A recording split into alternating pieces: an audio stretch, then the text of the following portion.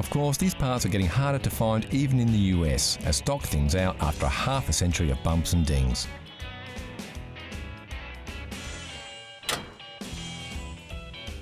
General tuning and maintenance is pretty straightforward though, and you should be able to get most components over the internet or even locally.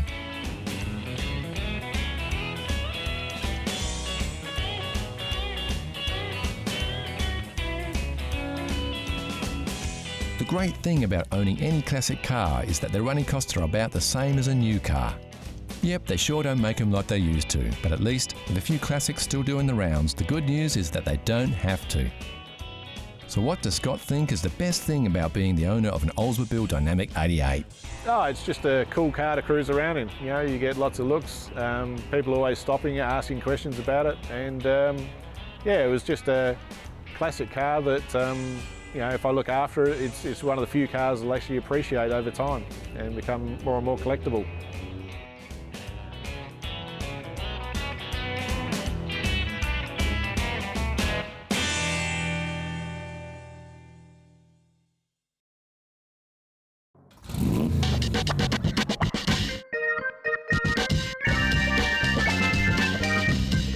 Classic cars are everywhere, from the much-loved runabout to the rare and valuable collector's items.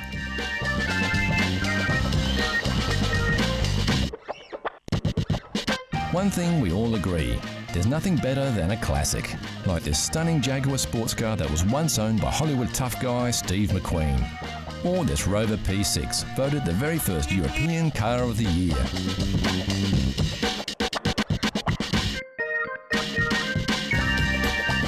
Of course, you don't have to be rich to drive a classic. You just have to love classic cars.